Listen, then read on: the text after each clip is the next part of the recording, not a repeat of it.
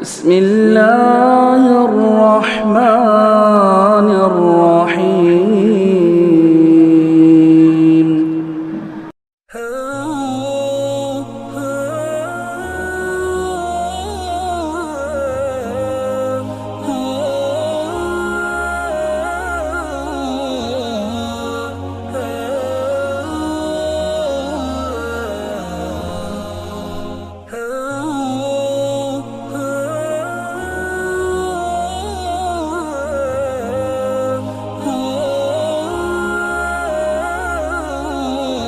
السلام عليكم ورحمة الله وبركاته.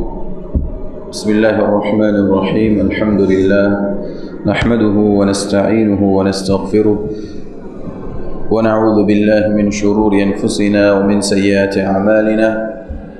من يهده الله فلا مضل له ومن يضلل فلا هادي له، وأشهد أن لا إله إلا الله وحده لا شريك له، وأشهد أن محمدًا عبده ورسوله. أما بعد فإن خير الحديث كتاب الله، وخير الهدي هدي محمد صلى الله عليه وسلم، وشر الأمور محدثاتها، وكل محدثة بدعة، كل بدعة ضلالة، وكل ضلالة في النار. أعوذ بالله السميع العليم من الشيطان الرجيم. بسم الله الرحمن الرحيم. قل لله الشفاعة جميعا. وقال تعالى: من ذا الذي يشفع عنده إلا بإذنه. وقال النبي صلى الله عليه وسلم: قال الله تعالى: ارفع رأسك وقل تسمع واشفع تشفع، أو كما قال عليه الصلاة والسلام. کتاب التوحید کا آج 16واں باب ہے، 16 نمبر باب ہے۔ اس باب کا عنوان ہے شفاعت کا بیان۔ سب سے پہلے شفاعت کا معنی ہم سمجھ لیں، کیونکہ یہ بات بار بار آئے گی۔ شفاعت کا لفظ بارہا ہماری گفتگو میں آئے گا، اور یہ جاننا بہت ضروری ہے ایک موحد کے لیے کہ شفاعت ہے کیا چیز، اس کا معنی کیا ہے، اور اس کا فائدہ کیا ہے۔ شفاعت کا معنی ہے سفارش اور دعا کرنے کو کہتے ہیں۔ سفارش کرنا اور دعا کرنا، جیسے ایک انسان کسی سے کہتا ہے آپ دعا کیجئے گا میرے لیے فلاں کے لیے، یہ ہو گیا سفارش کرنا، شفاعت کرنا۔ اسی طرح سے ہم دیکھتے ہیں بعض لوگوں کو لے کر کے آتے ہیں جو کسی انسان کا بہت قریبی ہوتا ہے، جیسے اللہ کے نبی صلی اللہ علیہ وسلم کے قریبی لوگوں میں اسامہ بن زید رضی اللہ عنہ تھے۔ فاطمہ نامی ایک خاتون نے جب چوری کی، بڑے خاندان سے وہ تعلق رکھتی تھی، اب لوگوں نے دیکھا کہ حد قذف یعنی اس کا ہاتھ کاٹا جائے گا اس کے چوری کی وجہ سے، چونکہ سزا اس وقت متعین ہوتی ہے جب دلائل سامنے آ جائے، گواہ موجود ہو۔ تو لوگوں نے کہا ایک کام کرو، اسامہ بن زید کو بھیجو اللہ کے نبی صلی اللہ علیہ وسلم کے پاس، اور جا کر کے وہ سفارش کرے۔ اس کا نام ہے سفارش، اور اسی کا نام شفاعت ہے۔ شفاعت، سفارش، دعا، یہ تمام چیزیں ایک موحد کے لیے بہت ہی اہمیت رکھتی ہے، بہت ہی اہمیت رکھتی ہے، کیونکہ شفاعت کا معاملہ قیامت کے دن اہل ایمان کے ساتھ ہونے والا ہے، اور بہت سارے ایسے مسلمان کہ جن کے حق میں اللہ تبارک و تعالی نے جہنم کا فیصلہ کر دیا ہوگا، لیکن اللہ تبارک و تعالی پیارے نبی صلی اللہ علیہ وسلم کی سفارش کے بنیاد پر، آپ کی شفاعت کے بنیاد پر انہیں جہنم سے نکال کر کے جنت میں داخل کرے گا۔ ایسے بھی مسلمان ہوں گے جو جہنم میں چلے گئے ہوں گے، اللہ کے نبی صلی اللہ علیہ وسلم کی سفارش، آپ کی دعا اور آپ کی شفاعت کی بنیاد پر انہیں جہنم سے نکال کر کے جنت میں داخل کیا جائے گا۔ اس کا مطلب یہ ہوا کہ شفاعت یہ بہت ہی اہمیت رکھتی ہے ایک مسلمان کی زندگی میں۔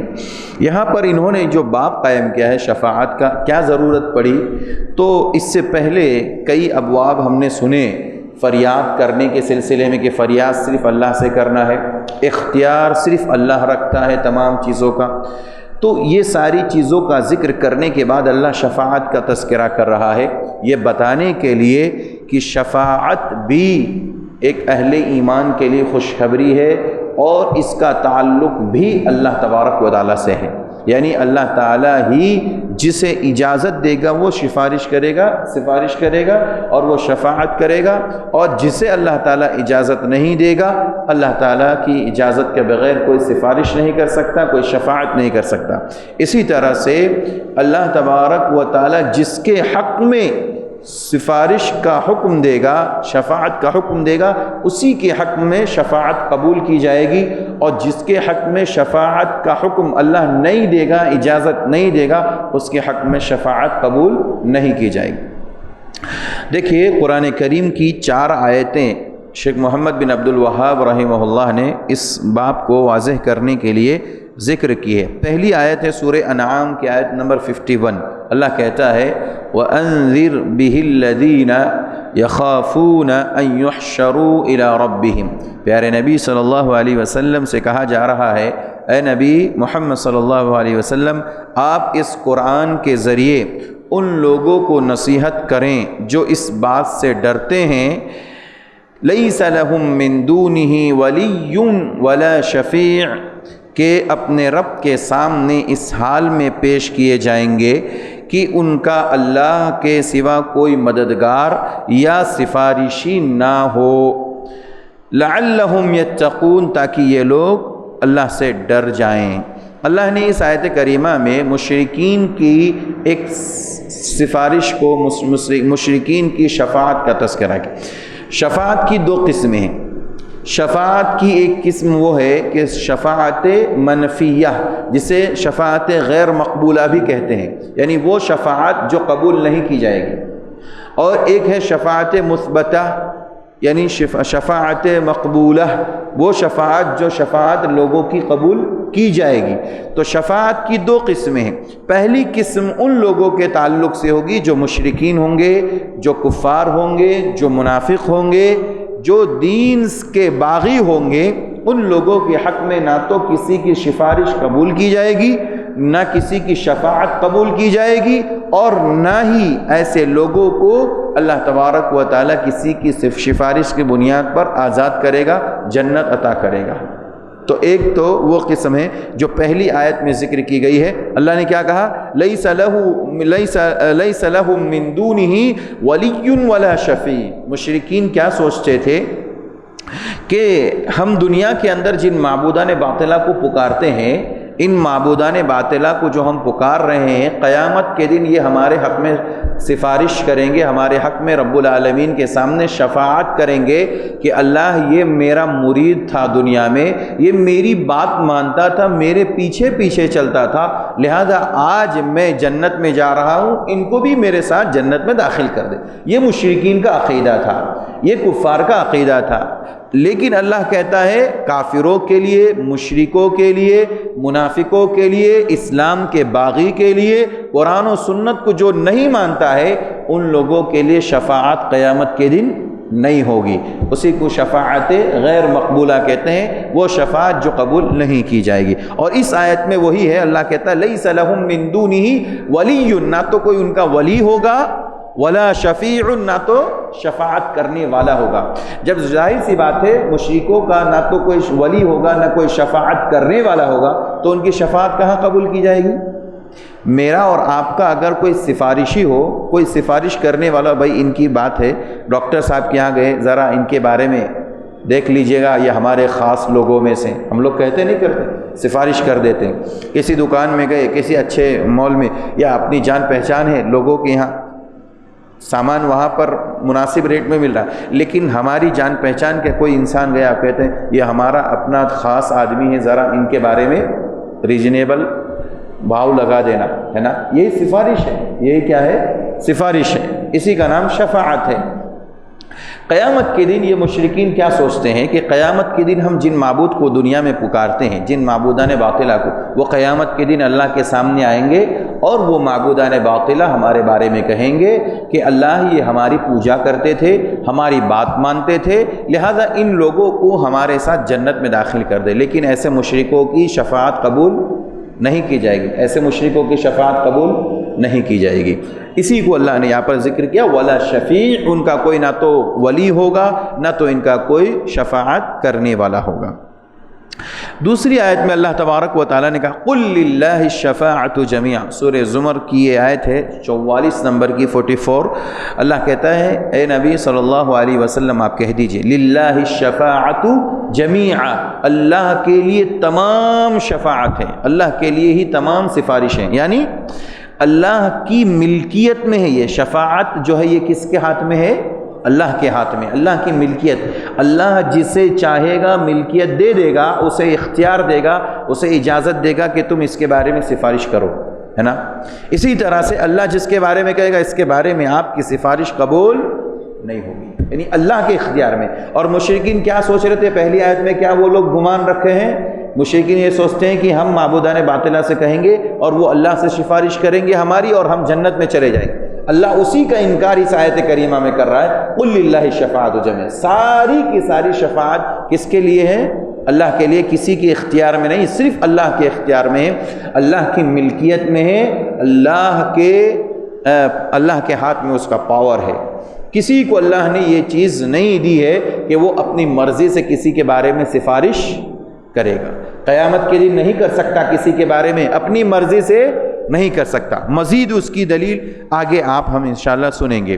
اسی طرح سے تیسری آیت سورہ بقرہ کی، سورہ بقرہ میں وہ آیت جس کو ہم آیت الکرسی کہتے ہیں، 255 نمبر کی آیت ہے، اس کے اندر اللہ ہم ہمیشہ پڑھتے ہیں، اللہ کہتا ہے من ذا الذی یشفع عنده الا باذنہ، اللہ کہتا ہے کون ہے جو اللہ کے حضور اجازت کرنے، اللہ کی اجازت کے بغیر سفارش کرنے والا، اللہ کے یہاں، اللہ کے پاس، اللہ کے حضور، اللہ کے سامنے کون ہے جو سفارش کرنے والا اللہ کی اجازت کے بغیر؟ کوئی نہیں ہے، اللہ کی اجازت کے بغیر کوئی سفارش نہیں کر سکتا۔ اس آیت میں اللہ نے ان لوگوں کا توڑ پیش کیا ہے، وہ مشرکین، وہ کفار جو یہ گمان رکھتے ہیں کہ اللہ تبارک و تعالیٰ کے علاوہ بھی بہت ساری ایسی طاقتیں ہیں، بہت سارے ایسے لوگ ہیں، ایسے پیر ہیں، اولیاء اللہ ہے جو اپنے اندر طاقت رکھتے ہیں شفاعت کی، اپنے اندر سفارش کی طاقت رکھتے ہیں،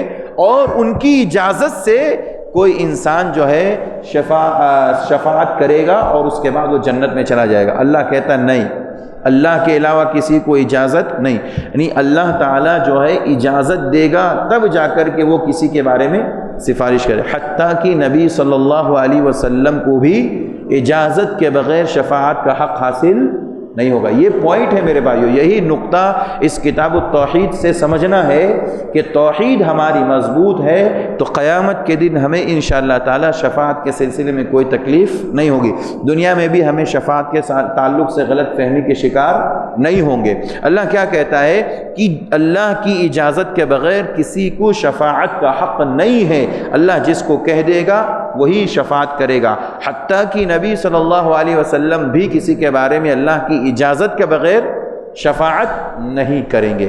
یعنی ایسا نہیں ہوگا نبی صلی اللہ علیہ وسلم قیامت کے دن کہیں گے یہ میرا امتی ہے، یہ میرا امتی ہے، میرے ساتھ عبداللہ ابن ابی ابن سلول کون تھا؟ منافق تھا، نبی صلی اللہ علیہ وسلم کے ساتھ جماعت کے ساتھ نماز ادا کرنے والا تھا، کبھی آتا کبھی نہیں آتا، تاخیر کرتا، لیکن وہ منافق تھا، اللہ کے نبی صلی اللہ علیہ وسلم کے اختیار میں نہیں ہے۔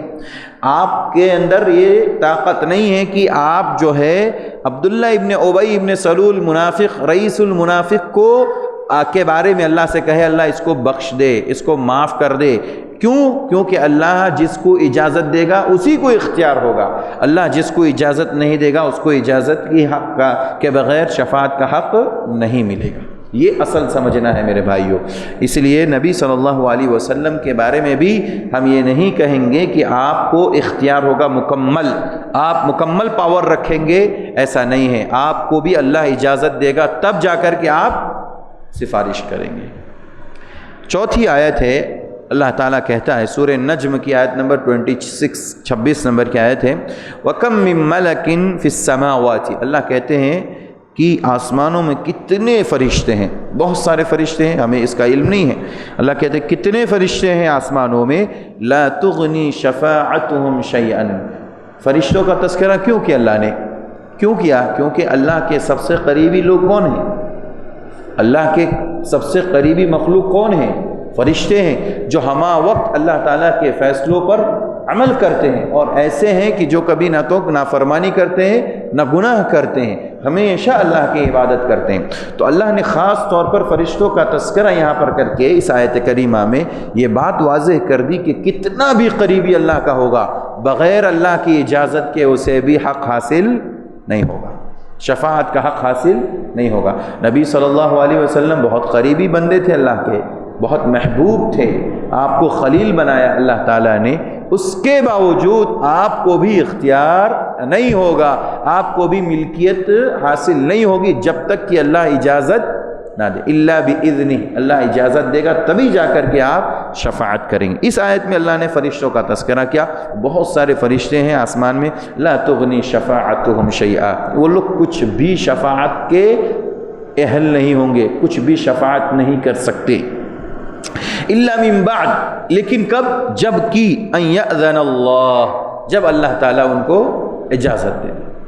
فرشتے جبکہ قریبی مخلوق ہے اللہ کی، لیکن وہ بھی شفاعت نہیں کر سکیں گے کسی کے بارے میں اس وقت تک جب تک کہ اللہ ان کو اجازت نہ دے دے۔ اچھا، دوسری چیز اللہ نے کہا لمن یشاء ویرضی، اجازت اگر مل بھی گئی، اگر بفرض محال اگر ہم سمجھ لیں، چلیے دنیا کے پیر جیسے مشرکین کا گمان ہے ہمارے معبودان باطلہ وہاں پر ہماری سفارش کریں گے، ہاں، اگر بفرض محال اگر ان کو اجازت مل بھی گئی تو اللہ کیا کہتا ہے لمن یشاء ویرضی، اجازت ملنے کے بعد بھی یہ جاننا ضروری ہے کہ سفارش کس کے حق میں ہوگی، جس سے اللہ راضی ہوگا اسی کے حق میں شفاعت قبول کی جائے گی، جسے اللہ چاہے گا، جس کے حق میں اللہ شفاعت کو سمجھے گا اور جس سے راضی ہوگا اسی کے حق میں شفاعت۔ مثال کے طور پر عبداللہ نامی شخص سے اللہ راضی ہے تو اسی کے حق میں شفاعت قبول کی جائے گی۔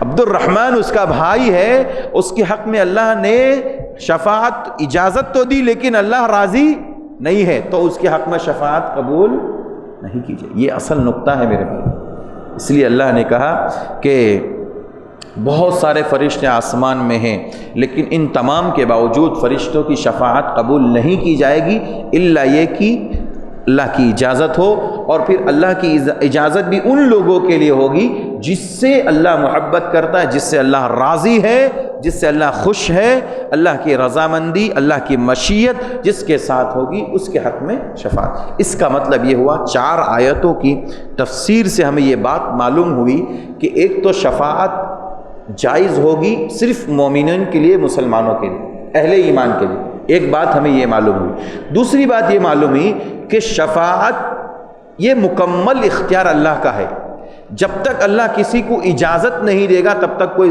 شفاعت نہیں کر سکتا، کوئی سفارش نہیں کر سکتا۔ نمبر 3، اجازت ملنے کے بعد بھی ہم اپنی مرضی سے کسی کو جنت میں نہیں لے جا سکتے، اپنی مرضی سے کسی کے حق میں سفارش نہیں کر سکتے۔ مثال کے طور پہ زید کا بکر سے بڑا اچھا تعلق ہے، دوستی ہے دونوں کی، خوب اچھے فرینڈ ہیں۔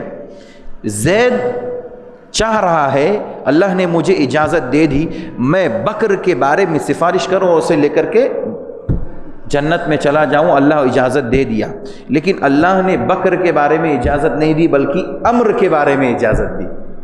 سمجھ رہے ہیں بات کو؟ نبی صلی اللہ علیہ وسلم کو اللہ نے اجازت دی شفاعت کی، آپ شفاعت کیجئے۔ اللہ کے نبی صلی اللہ علیہ وسلم کے چچا ابو طالب بہت اللہ کے نبی کے ساتھ دینے والے، بہت دنوں تک اللہ کے نبی کا ساتھ دیے، لیکن مشرک تھے۔ اب اللہ کے نبی چاہیں مثال کے طور پر کہ میں اپنے چچا کو جہنم سے بچا کر کے جنت میں داخلہ دلا دوں، ممکن نہیں ہے۔ ممکن کیوں؟ کیونکہ جس کے حق میں اللہ رضامندی ظاہر کرے گا اسی کے حق میں شفاعت قبول ہوگی. یہ اصل ہے پوائنٹ.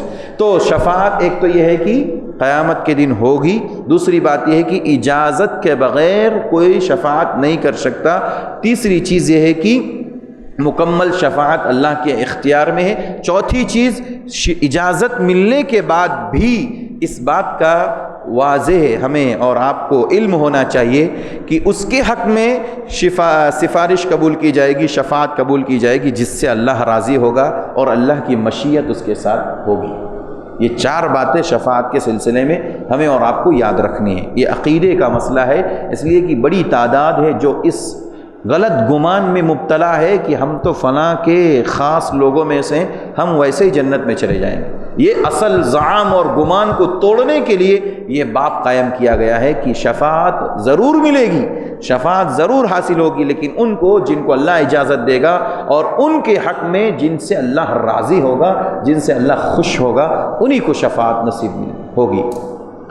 5ویں آیت کریمہ ہے، اللہ کہتا ہے قُلِ ادْعُوا الَّذِينَ زَعَمْتُم مِّن دُونِ اللَّهِ لَا يَمْلِكُونَ مِثْقَالَ ذَرَّةٍ فِي السَّمَاوَاتِ وَلَا فِي الْأَرْضِ وَمَا لَهُمْ فِيهِمَا مِنْ شِرْكٍ وَمَا لَهُ مِنْهُمْ مِنْ ظَهِيرٍ وَلَا تَنْفَعُ الشَّفَاعَةُ عِنْدَهُ إِلَّا لِمَنْ أَذِنَ لَهُ. یہ سورہ سبا کی آیت ہے، آیت نمبر 22 اور 23، 22-23. اللہ کہتا ہے اے نبی صلی اللہ علیہ وسلم آپ ان لوگوں سے کہہ دیجئے جو معبودان باطلہ کو پکارتے ہیں، یعنی مشرکوں سے کہہ دو، آپ کہہ دیجئے کہ وہ آسمانوں اور زمین میں اور ان دونوں کے درمیان کی تمام چیزوں میں ذرہ برابر بھی ملکیت نہیں رکھتے، یعنی اپنے اندر وہ پاور نہیں رکھتے، اختیار نہیں رکھتے کسی بھی چیز کی تخلیق کا، کسی بھی چیز کو پیدا کرنے کا. اللہ اس کے بعد کہتا ہے کہ ایک ذرہ کا، ذرہ جانتے کسے کہتے ہیں؟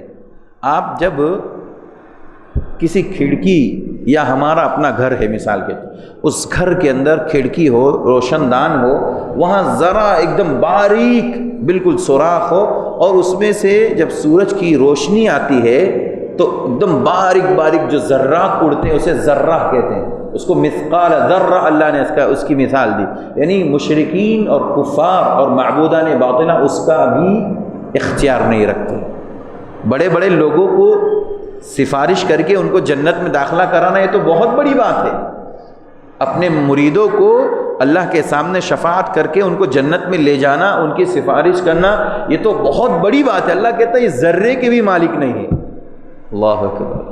یہ اصل سمجھنے کی ضرورت ہے اور یہی توحید ہے. اسی توحید کو سمجھ کر کے اس کے مطابق اپنا عقیدہ مضبوط کرنے کی ضرورت ہے. اللہ کہتا ہے اس چیز کے مالک نہیں. اس کے بعد اللہ کہتا ہے کہ نہ ان میں سے کوئی اللہ کا مددگار ہے اور اللہ کے حضور کسی کے لیے کوئی سفارش مفید نہیں ہوگی. وَلَا تَنْفَعُ الشَّفَاعَةُ عِنْدَهُ. اگر کوئی یہ چاہے کہ میں فلاں کے بارے میں، اپنے دوست کے بارے میں، اپنے گھر والے کے بارے میں، اپنے رشتہ داروں کے بارے میں، اپنے کنبے قبیلے والوں کے بارے میں، اپنے خاندان والوں کے بارے میں، اپنے محلے کے لوگوں کے بارے میں، اپنے شہر، اپنے گاؤں، اپنے ملک، اپنے شہر، کسی بھی شخص کے بارے میں کیا کر دوں؟ اللہ کے سامنے سفارش کر دوں. اللہ کہتا ہے وَلَا تَنْفَعُ الشَّفَاعَةُ. ایسی شفاعت فائدہ دینے والی نہیں ہے. ایسے لوگوں کو ایسی شفاعت فائدہ دینے والی نہیں ہے إِلَّا لِمَنْ أَذِنَ لَهُ. مگر وہ شفاعت جس کو اللہ نے اجازت دے دی، یعنی جس شفاعت میں اللہ کی اجازت شامل ہوگی وہی شفاعت قابل قبول ہوگی اور وہی فائدہ دے گی. اس کے علاوہ کوئی بھی شفاعت فائدہ دینے والی نہیں ہے. اس آیت میں اللہ نے مشرکوں کا جو زعم تھا، ان کا جو گمان تھا، اللہ نے اس گمان کو توڑا ہے. کیا گمان تھا ان کا؟ ان کا یہی گمان تھا کہ اللہ تبارک و تعالی کہ یہاں ہم جس کی پوجا کرتے ہیں، جن معبودوں کو پکارتے ہیں، یہ لوگ قیامت کے دن ہمارے سامنے آئیں گے اور کہیں گے اللہ یہ میرا پجاری تھا، یہ میری درگاہ پہ آتا تھا اور فلاں یہ کام کرتا تھا، یہ کرتا تھا، وہ کرتا تھا، اس لیے سب کو جو ہے تو بخش دے. اللہ کہتا ہے ایسا ہونے والا نہیں ہے، ایسا ہونے والا نہیں ہے. کیوں؟ کیونکہ اللہ کی اجازت بھی ضروری ہے. جسے اللہ اجازت دے گا وہی شخص سفارش کر سکتا ہے اور جس کو اللہ اجازت نہیں دے گا اس کو سفارش کا حق نہیں ہوگا. پہلی بات تو یاد رکھیں کہ مشرکوں کے لیے شفاعت نہیں ہے، کافروں کے لیے شفاعت نہیں ہے، منافقوں کے لیے شفاعت نہیں ہے. شفاعت صرف اور صرف مومنین کے لیے ہے، اہل ایمان کے لیے ہے. اور وہ مسلمان جو گناہ کر کے اپنے اوپر جو ظلم کر چکے ہیں اور ان کے ظلم کی بنیاد پر اللہ انہیں جہنم میں ڈال دے گا، تو نبی صلی اللہ علیہ وسلم کی شفاعت کی بنیاد پر ان کو جہنم سے نکال کر اللہ جنت میں داخل کرے گا۔ ایسے مسلمانوں کے لیے شفاعت ہے، کافروں کے لیے، مشرکوں کے لیے، منافقوں کے لیے شفاعت نہیں۔ یہاں 5 آیتیں شیخ محمد بن عبد الوہاب رحمہ اللہ نے اس موضوع کو بیان کرنے کے لیے اور واضح کرنے کے لیے ذکر کر دی۔ اب اس کے بعد شیخ الاسلام ابو العباس ابن تیمیہ رحمۃ اللہ علیہ کا ایک بہت پیارا اس شفاعت کے سلسلے میں قول نقل کرتے ہیں۔ کہتے ہیں ابن تیمیہ رحمۃ اللہ علیہ فرماتے ہیں اللہ تعالیٰ نے اپنے علاوہ تمام مخلوق سے ان باتوں کی نفی کر دی جن سے مشرکین استدلال کیا کرتے تھے، یعنی اللہ نے جس چیز کا اختیار صرف اللہ کو ہے ان تمام چیزوں کا اللہ نے انکار کر دیا جو اللہ کے اختیار میں ہے، وہ غیر اللہ میں نہیں ہے۔ اللہ کے علاوہ کسی اور کو یہ طاقت نہیں، یہ پاور نہیں کہ وہ کسی کے حق میں سفارش کر دے، کسی کو جنت میں لے جائے، کسی کو جہنم سے نکال دے، یہ کسی کو طاقت اور اختیار نہیں ہے۔ اسی طرح کہتے ہیں جیسے مثلا اس نے اس بات کی نفی کی کہ کسی کو آسمان اور زمین میں کسی قسم کی قدرت، کلی یا جزوی اختیارات نہیں ہے، کسی کو بھی اختیار نہیں، نہ جزوی یعنی تھوڑے سے لوگوں کے لیے طاقت ہو یا پوری کی پوری طاقت ہو، ایسے اللہ تعالیٰ نے کسی کو بھی اختیار نہیں دیا ہے۔ کسی قسم کی اجازت قدرت اللہ نے کسی مخلوق کے اندر نہیں رکھی۔ اسی طرح کہتے ہیں یا کوئی اللہ تعالیٰ کا معاون اور مددگار ہو، البتہ سفارش ہو سکتی ہے، مددگار نہیں، اللہ کا کوئی معاون نہیں، اللہ کا کوئی ساجی نہیں، آسمان اور زمین میں کسی کو اللہ نے یہ پاور نہیں دیا کہ وہ اپنی مرضی سے کوئی فیصلہ کرے، کوئی کام کرے۔ ہاں اتنا ہے کہ اللہ سفارش کسی کی سن سکتا ہے، اللہ تعالیٰ کسی کی سفارش کو قبول کر سکتا ہے، مگر وہ بھی صرف اسی کے لیے مفید ہوگی جس کے حق میں سفارش اجازت خود اللہ تعالیٰ دے دے گا۔ بات وہی آ گئی جو قرآن کی آیت میں کہ اللہ کی اجازت کے بغیر کسی کی سفارش قبول نہیں ہوگی، اور انہوں نے دلیل کے طور پر یہ آیت کریمہ پیش کی سورہ انبیاء کی آیت نمبر 28 ہے، وَلَا يَشْفَعُونَ إِلَّا لِمَنِ ارْتَضَىٰ، وہ کسی کے حق میں سفارش نہیں کر سکیں گے بجز اس کے جس سے اللہ راضی ہو، یعنی مومنین کو بھی سفارش کا حق حاصل ہوگا، وہ بھی کسی کے بارے میں سفارش کریں گے لیکن اللہ کی اجازت کے ساتھ، اللہ کی اجازت کے بغیر مومنین بھی سفارش نہیں کریں گے۔ اسی طرح کہتے ہیں پس وہ سفارش جس کے مشرکین قائل ہیں قیامت کے دن معدوم ہوگی، یعنی مشرکین جس سفارش کے بارے میں گمان رکھتے ہیں، جو سمجھتے ہیں کہ مشرکین کہتے ہیں کہ ہم قیامت کے دن اپنے بابا کی سفارش سے، اپنے انبیاء، اپنے پیروں کی، اپنے ولیوں کی شفاعت سے جنت میں چلے جائیں گے، اللہ کہتا ہے وہ جائز نہیں ہے، جیسا کہ قرآن نے اس کی نفی اور انکار کیا، اور رسول اکرم صلی اللہ علیہ وسلم نے اپنے بارے میں فرمایا، کیا فرمایا؟ آپ قیامت کے دن اللہ کے سامنے پیش ہو کر فوراً سفارش کی بجائے اللہ کے حضور سجدہ ریز ہو جائیں گے۔ اللہ اکبر۔ پیارے نبی صلی اللہ علیہ وسلم خود اپنے بارے میں کہتے ہیں کہ میں ڈائریکٹ کسی کے بارے میں سفارش نہیں کروں گا، میں کسی کے بارے میں شفاعت ڈائریکٹ نہیں کر سکوں گا، بلکہ اللہ کے سامنے پہلے سجدہ کروں گا۔ یہ ادب ہے، یہ ادب ہے میرے بھائیوں۔ یعنی معلوم یہ ہوا کہ انسان جب کسی بڑے انسان کے سامنے یا کسی بڑی عظیم ہستی کے سامنے کوئی بات رکھنا چاہے تو ڈائریکٹ وہ بات نہ کرے، پہلے مقدمہ پیش کرے، سمجھ گئے؟ پہلے مقدمہ پیش کرے، کوئی چیز، کوئی دوسری بات، اس موضوع سے تعلق جڑی ہوئی باتیں پیش کرے، اس کے بعد اس ٹاپک کو پیش کرے۔ اللہ تعالیٰ کے سامنے نبی صلی اللہ علیہ وسلم کو سفارش کرنی ہے، شفاعت کرنی ہے لوگوں کے حق میں، لیکن ڈائریکٹ آپ نے وہ کام نہیں کیا، ڈائریکٹ شفاعت نہیں کریں گے، بلکہ آپ پہلے سجدے میں گر جائیں گے۔ پیارے نبی صلی اللہ علیہ وسلم سجدے میں گر جائیں گے، اس کے بعد کیا کہتے ہیں؟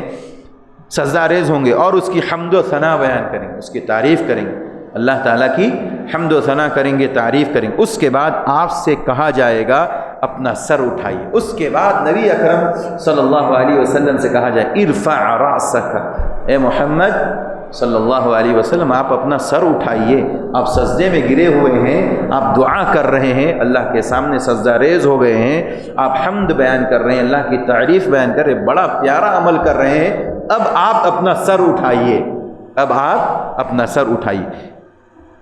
آپ صلی اللہ علیہ وسلم اپنا سر اٹھائیں گے، اس کے بعد اللہ کہے وَقُلْ، کچھ کہیے جو آپ کے دل میں ہے، جو آپ کہنا چاہتے کہیے، تسمع، آپ کی بات سنی جائے گی۔ آپ کی باتیں سنی جائے گی۔ سل اور مانگیے تعطا، آپ کو دیا جائے گا۔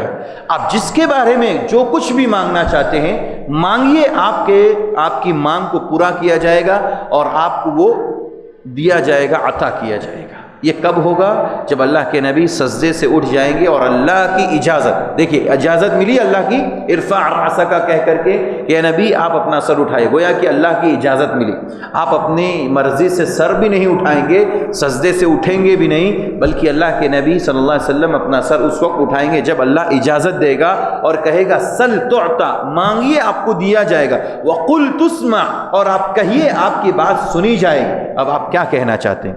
اور اس کے بعد اللہ کہے گا واشفع تشفع، جس کے بارے میں آپ سفارش کرنا چاہتے ہیں کیجئے، تشفع، آپ کی سفارش قبول کی جائے، آپ کی سفارش قبول کی جائے گی، آپ کی شفاعت قبول کی جائے گی۔ پھر اللہ کے نبی صلی اللہ علیہ وسلم لوگوں کے حق میں، مسلمانوں کے، اہل ایمان کے حق میں سفارش کریں گے۔ اسی لیے پیارے نبی صلی اللہ علیہ وسلم نے ایک حدیث کے اندر فرمایا، اس لیے میرے بھائیوں یہ شفاعت بہت ضروری ہے ہر مسلمان کے لیے۔ کیوں؟ اگر انسان، کیونکہ ہمارے اتنے اچھے عمل نہیں ہیں میرے بھائی، ہے نا، ہم اتنے زیادہ عمل کرنے والے لوگ نہیں ہیں جیسے صحابہ کیا کرتے، اتنا مضبوط ہمارا ایمان نہیں، اتنا مضبوط ہمارا عقیدہ نہیں، ہم اتنے اعمال والے، اچھے اور پیارے اعمال والے نہیں کہ جس کی بنیاد پر ہم اللہ کے سامنے سب چیزوں کا جواب دے دیں اور جنت میں چلیں۔ یقین ہمیں ضرور ہے، ہم مومن ہیں، مسلمان ہیں، ہمیں یقین ضرور ہے کہ انشاءاللہ ہم جنت میں جائیں گے، لیکن ہمارے اتنے مضبوط عمل نہیں۔ تو ہم اللہ کے نبی کی سفارش اور آپ کی شفاعت کے حقدار اگر بننا چاہتے ہیں تو پیارے نبی صلی اللہ علیہ وسلم نے ایک بات کہنے کے لیے کہا۔ کیا کہنے کے لیے کہا؟ ہر نماز، اذان جب ہو، اذان کے بعد اللہم رب هذه الدعوة التامة والصلاة القائمة آت محمدا الوسيلة والفضيلة وابعثه مقاما محمودا الذي وعدته۔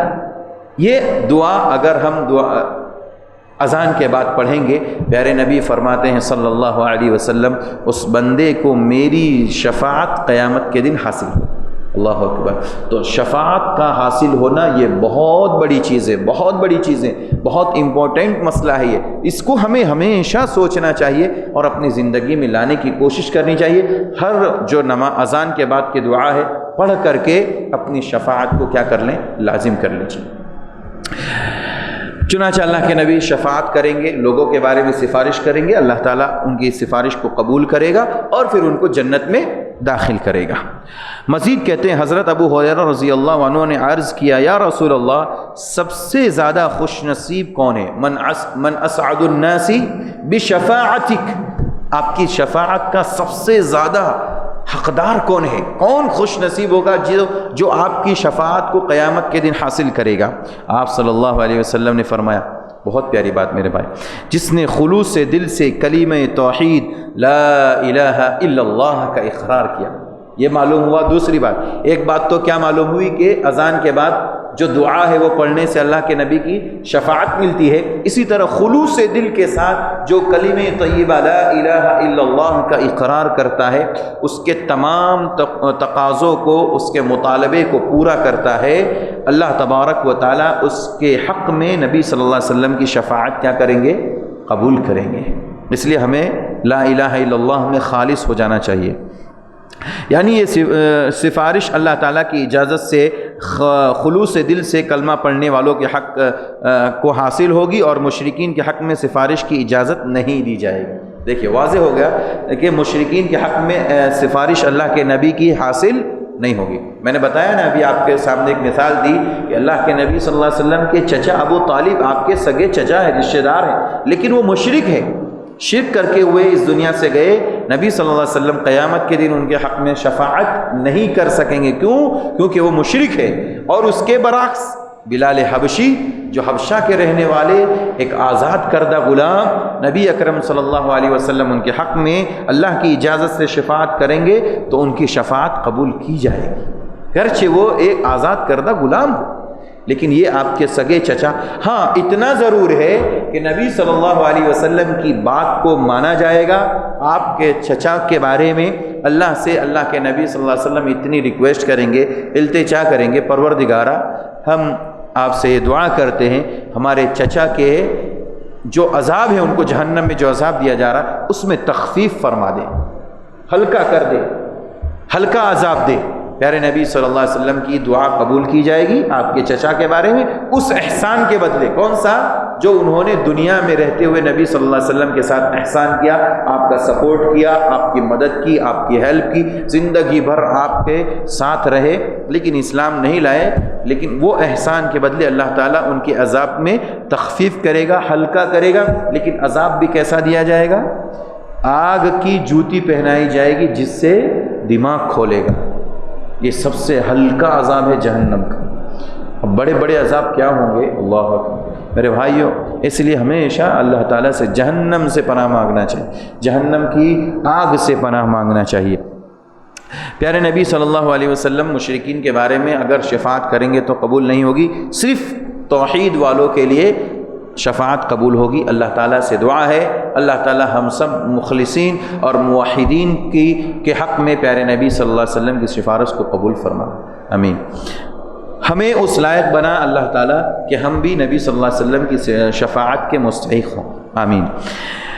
مزید کہتے ہیں کہ اس کا مفہوم یہ ہوا کہ اللہ تعالیٰ صرف مخلصین اہل توحید پر اپنا خصوصی فضل فرمائے گا، اور جن کو سفارش کی اجازت دے گا ان کی دعا کے نتیجے میں اہل توحید کی مغفرت فرما دے گا۔ یعنی اللہ کے نبی کے علاوہ بھی بہت سارے مسلمانوں کو اللہ تعالیٰ اجازت دے گا، آپ بھی کسی کے بارے میں شفاعت کرنا چاہتے ہیں تو شفاعت کیجئے، سفارش کرنا چاہتے ہیں تو کیجئے۔ ان کے حق میں اللہ تعالیٰ ان کی سفارش کو قبول کرے گا، اور پھر اللہ تعالیٰ ان مومنین کی کیا کر دے گا؟ مغفرت کر دے گا۔ اس طرح سفارش کرنے والے رسول اکرم صلی اللہ علیہ وسلم کا اکرام فرمائیں گے۔ یعنی ظاہر سی بات ہے نبی صلی اللہ علیہ وسلم نے لوگوں کے حق میں شفاعت کی، اور ان کی بدولت اللہ تعالیٰ نے ان کی شفاعت کو قبول کیا، اور جو جہنم میں چلے گئے تھے نافرمان عاصی مسلمان، ان کو اٹھا کر اللہ نکال کر کے جنت میں داخل کرے گا۔ تو ظاہر سی بات ہے جب آپ کے ساتھ کوئی احسان کرے تو آپ کا کیا حق بنتا ہے، ہمارا کیا حق بنتا ہے؟ ان کی عزت کرے، ان کا احترام کرے۔ تو قیامت کے دن ایسے لوگ جن کے حق میں نبی صلی اللہ علیہ وسلم کی سفارش قبول کی جائے گی، وہ لوگ نبی صلی اللہ علیہ وسلم کا اکرام کریں گے، احترام کریں گے، تعظیم کریں گے اور ان کی عزت کریں گے، اور آپ مقام محمود سے سرفراز ہوں گے۔ نبی صلی اللہ علیہ وسلم سے کے لیے ہم اسی لیے دعا کرتے ہیں، کیا کہتے ہیں؟ وَبَعَثْهُ مَقَامًا مَحْمُودًا، دعا کرتے ہیں اذان کے بعد پڑھتے ہیں، اس میں ہم یہی دعا کرتے ہیں وَبَعَثْهُ مَقَامًا مَحْمُودًا، اے اللہ نبی صلی اللہ علیہ وسلم کو مقام محمود عطا فرما، اس تک پہنچا دے۔ ہم یہ دعا کرتے ہیں وَبَعَثْهُ مَقَامًا مَحْمُودًا الَّذِي وَعَدتَّهُ، جس کا تو نے ان سے وعدہ کیا، جس کا تو نے وعدہ کیا۔ تو نبی صلی اللہ علیہ وسلم تمام لوگوں کے حق میں جن کے حق میں اللہ اجازت دے گا شفاعت کریں گے، اس کے بعد آپ کو مقام محمود دیا جائے گا۔ یہ سب سے اونچا مقام ہوگا جو انبیاء میں نبی اکرم صلی اللہ علیہ وسلم، بلکہ اول آخر پوری کائنات کے تمام لوگوں میں نبی صلی اللہ علیہ وسلم کو یہ مقام دیا جائے گا۔ اور میرے بھائیوں، یہ عظیم نبی، اس کے ہم اور آپ امتی ہیں، ان کا احسان مانیے اپنے اوپر، ان کا احترام، ان کی سنتوں کا احترام، ان کی حدیثوں کا احترام، ان کی سنتوں پر عمل کا احترام ہر مسلمان پر واجب ہے۔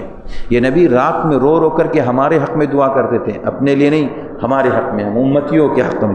قیامت کے دن اسی لیے ان کو مقام محمود، اللہ تعالیٰ سے ہم ہمیشہ دعا کیجئے، ہمیشہ دعا کیجئے ان کے حق میں اللہ ان کو مقام محمود عطا فرمائے۔ یعنی ہر اذان کے بعد کی دعا کبھی بھی مت بھولیے، کسی بھی جگہ ہمیں اذان کی آواز آئے اور اذان ختم ہو فوراً یہ دعا ضرور پڑھیں اور نبی کے حق میں دعا کیجئے وَبَعَثْهُ مَقَامًا مَحْمُودًا الَّذِي وَعَدتَّهُ۔ ٹھیک ہے انشاءاللہ اللہ کے نبی اس کے بعد مقام محمود پر پہنچ جائیں گے، آپ کو وہ عطا کیا جائے گا۔ پس جس شفاعت کا قرآن نے انکار کیا اس سے وہ شفاعت مراد ہے جس میں اللہ کے ساتھ شریک ہو۔ یہی وجہ ہے کہ اللہ تعالیٰ نے متعدد مقامات پر اپنی اجازت سے شفاعت کا اثبات کیا، اور نبی اکرم صلی اللہ علیہ وسلم نے صاف صاف فرمایا کہ شفاعت صرف اہل توحید اور اہل اخلاص کے لیے ہوگی۔ امام ابن تیمیہ رحمۃ اللہ علیہ کا یہ قول یہاں پر ختم ہو جاتا ہے، جس کو شیخ محمد بن عبد الوہاب رحمہ اللہ نے کتاب التوحید کے اندر ذکر کیا۔ خلاصے کے طور پر انہوں نے یہ پیش کیا کہ شفاعت صرف اہل ایمان کو، اہل توحید کو، اہل اخلاص کو ملنے والی ہے، مشرکین کو شفاعت ملنے والی نہیں ہے۔ اور شفاعت جس کا انکار کیا گیا، حدیث قرآن کی آیت میں کہ شفاعت نہیں ہے، ولا شفیع ولا شفیع ولا تنفع الشفاعہ جو کہا گیا ہے، تو اس سے وہ شفاعت مراد ہے جو مشرکین کو نہیں ملنے والی، ٹھیک ہے، مشرکین کو شفاعت ملنے والی نہیں ہے، اور صرف اہل توحید کو، اہل اخلاص کو، اہل ایمان کو اللہ کے نبی صلی اللہ علیہ وسلم کی اور بعض مومنین کی شفاعت ملنے والی ہے اللہ کی اجازت سے۔ تو ہمیں اور آپ کو ہمیشہ دعا کرنی چاہیے اللہ تعالی ہمیں نبی صلی اللہ علیہ وسلم کی شفاعت نصیب فرمائے، قیامت کے دن ہمیں آپ کو اللہ کے نبی صلی اللہ علیہ وسلم کے ہاتھ سے حوض کوثر کا پانی نصیب فرمائے، آمین۔